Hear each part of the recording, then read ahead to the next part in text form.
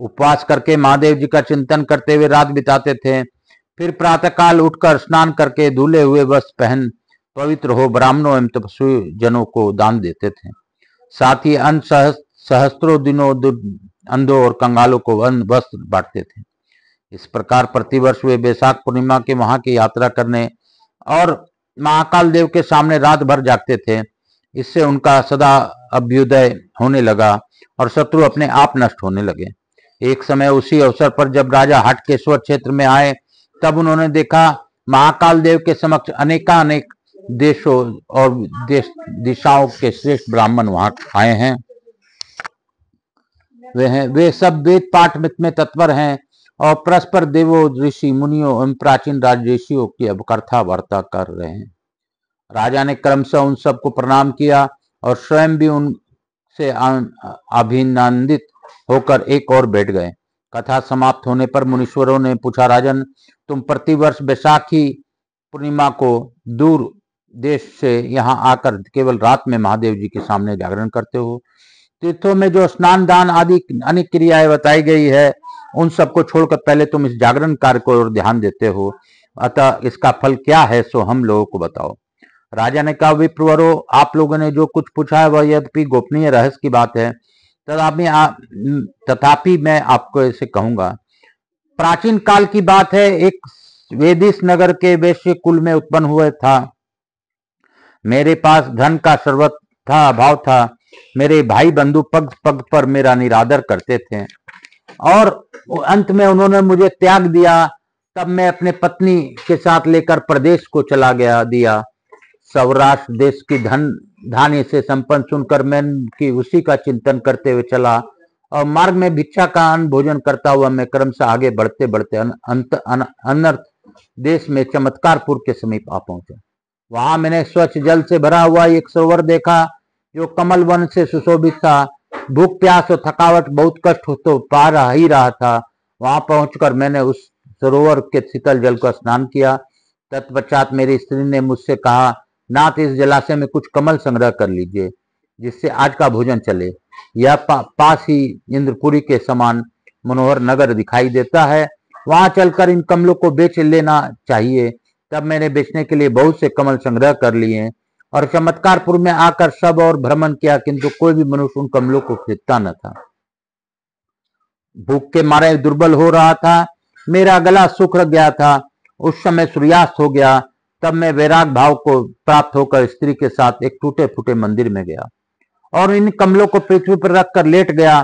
तदंतर आधी रात बीतने पर मैंने गाने की ध्वनि सुनी। तब मेरे चित्त में विचार हुआ कि निसंदेह आज यहाँ जागरण का पर्व है, अतः चलूं। यदि कोई मेरे इन कमलों को मूल्य देकर लेगा तो भोजन की व्यवस्था हो जाएगी। ऐसा निश्चय करके कमल लेकर मैं अपनी पत्नी के साथ जहां से गीत की ध्वनि आ रही थी उसी ओर चल दिया। वहां जाने पर मैंने देवताओं के स्वामी भगवान महाकाल का श्रेष्ठ द्विजों द्वारा पूजित होते देखा। वे द्विज भगवान के आगे बैठकर जप और गीत में लगे थे। कोई नृत्य करते, कोई गीत गाते, कोई होम करते और कोई धार्मिक व्याख्या करते थे। तब मैंने एक व्यक्ति से पूछा, यहाँ क्या जागरण किया जाता है? उसने बताया कि आज भगवान महाकाल की प्रसन्नता के लिए उपवास प्रायण ब्राह्मणों द्वारा भक्ति भाव से जागरण किया जाता है। आज बैसाख मास की पुण्यमयी तिथि पूर्णिमा है।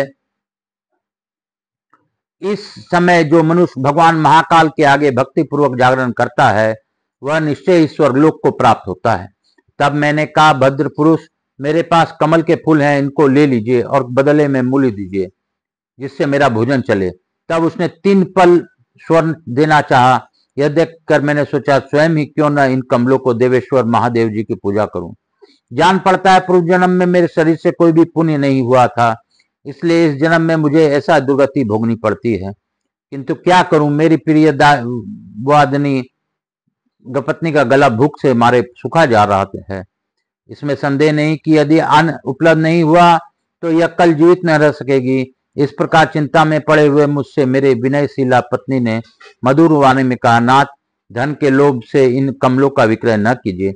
आज अपने पास अन्न न होने से स्वतः उपवास व्रत का योग लग गया है। भूख के कष्ट से हम अब तक जो जागते हैं ही रहे हैं, शेष रात्रि में और भी जागरण कर लेंगे। हमने सरोवर में दिन के समय स्नान करके देव पूजन किया ही था, इस समय भी इन कमलों से उन भगवान महाकाल का पूजन करें। इससे हम दोनों का परम कल्याण होगा। पत्नी के ऐसा कहने पर हम दोनों ने बड़ी प्रसन्नता के साथ कमल पुष्पों से महादेव जी का पूजन किया। भूख की पीड़ा से नींद तो हमारे पास आई नहीं। प्रातःकाल जब सूर्योदय हुआ उस समय भूख से पीड़ित होकर उसी स्थापना पर मेरी मृत्यु हो गई। तब मेरी पत्नी मेरे शरीर को लेकर बड़े हर्ष के साथ चिता की अग्नि में प्रवेश किया। उसी पुण्य के प्रभाव से कांतिपुर का राजा हुआ और मेरी पत्नी दर्शान देश की राजा की पुत्री हुई, जिसे आपने पूर्व जन्म की बातों का भी स्मरण था।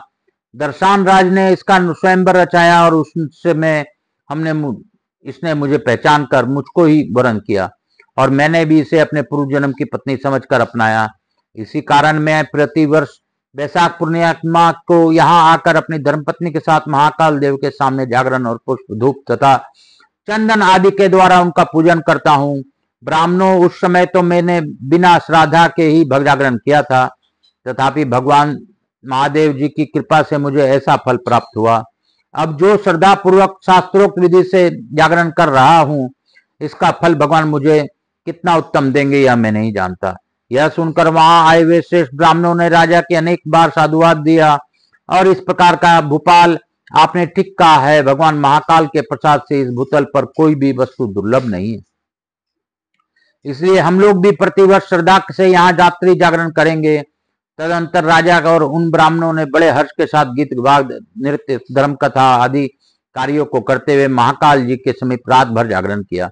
प्रातःकाल उठकर राजा ने महाकाल का पूजन किया और उन सब ब्राह्मणों से आज्ञा लेकर सेना सहित अपनी पुरी को प्रस्थान किया। तत्पश्चात समय अनुसार शरीर का अंत होने पर उन्होंने जरा और मृत्यु से रहित परम पद को प्राप्त कर लिया। सूर्य जी कहते हैं, महर्षियों, इस प्रकार मैंने आप लोगों को समक्ष भगवान महाकाल के उत्तम महात्म का वर्णन किया है, जो सब पापों का नाश करने वाला है। बोलो शंकर भगवान की जय, बोलो काशी विश्वनाथ की जय। इसी के साथ हम लोग आज की कथा को यहीं पे विराम देंगे और यही कहेंगे, जपा कर तू श्री शिवाय नमः तुभ्यम, व्यजा कर भजा कर तू श्री शिवाय नमः तुभ्यम, जीवन का है ये सार श्री शिवाय नमः तुभ्यम। हम लोग लघु आरती करते हुए आज की कथा यहीं पे विराम देंगे। अब बोलेंगे बोल बम का नारा है, बाबा एक सहारा। बोलो बम, बोलो बम, बोलो बम, बोलो बम, बोल बम्मा बोल बम, बोल बम्मा बोल बम, बोल बम बोल बम, बोलो बम, बोलो बम, बोलो बम, बोलो बम, नाच के बम, गा के बम, बोल बम, बोल बम। कपूर गौरम करुणावतारम संसार सारम भुजगेंद्रहारम सदा वसंतम हृदयारविंदे भवम भवानी सहितम नमामि। श्री राम जय राम जय जय राम, श्री राम जय राम जय जय राम, श्री राम जय राम जय जय राम, श्री राम जय राम जय जय राम, श्री राम जय राम जय जय राम। महाकाल राजा की जय, राधा कृष्ण भगवान की जय, समस्त देवी देवताओं की जय, मेरे भोलेनाथ की जय। काल हर दुख हर दारिद्र कष्ट हर, हर हर महादेव शंभु शंभु। बोल बम का नारा, बाबा एक सहारा। मातृदेवी व पितृदेव व सब पितृ देवताभ्याम नमो नमः, समस्त देवी देवताभ्यो नमो नमः। यहाँ के स्थान देवता, वास्तु देवता, ग्राम देवता, क्षेत्रपाल देवता, समस्त देवी देवताओं को वंदन करता हूँ। प्रथम पूज्य देव गणपति गणेश जी महाराज, लक्ष्मी जी महाराज, रिद्धि सिद्धि शुभ लाभ कुबेर जी महाराज से अनुरोध करता हूँ कि हम सब लोग पर अपनी अखंड कृपा बनाए रखें और सभी को आशीर्वाद प्रदान कर हमारे यहाँ निवास रहकर अखंड कृपा बनाए। मैं आवाहिक समस्त देवी देवताओं से अनुरोध करता हूँ कि आप सभी लोग को आशीर्वाद प्रदान कर अपने स्थान को गमन करें, पुनः बुलाने पर पधार कर आशीर्वाद दें। मैं अपने भोलेनाथ मैया पार्वती को धन्यवाद देता हूँ कि उन्होंने आज सोमवार के श्रावणी मास के द्वितीय सोमवार में महाकाल राजा का अद्भुत जागरण का विधि बताया, जो वैशाख पूर्णिमा के दिन करना चाहिए। तो बाबा, आपकी इस अद्भुत बातें से हमारा जीवन सफल हो रहा है। निश्चित ही जो भी इसे करेंगे उसको लाभ तो मिलेगा ही। काल हर दुख हर दारिद्र कष्ट हर, हर हर महादेव शंभु शंभु। बोल बम का नारा है, बाबा एक। शीतलीकरण अहम करिष्येत। हर हर महादेव। मातृदेवी वह पितृदेव भव सब पितृ देवताभ्याम नमो नमः। मैं अपने समस्त देवी देवताओं को वंदन करते हुए आज की कथा को यहीं पे विराम देते हुए और यही कहूँगा, बाबा आप अपनी अखंड कृपा बनाए रखिए। और हे मैया, हे पार्वती, हे भाई भोलेनाथ, आपकी दया से इस सृष्टि में कार्य चल रहा है। आपके कल्याण से ही हम लोग की कल्याण होगी, आपके कल्याण आशीर्वाद से ही हम लोग का जीवन कल्याणमय होगा। आप कल्याणकारी हैं, आप सभी प्रकार के विघ्नों को हरण करने वाले। काल हर दुख हर दारिधरा कष्ट हर। हर हर महादेव। शंभु शंभु बोल बम का नारा है, बाबा एक सहारा। बोलो बम बोलो बम बोलो बम बोलो बम बोलो बम बोलो बम बोलो बम।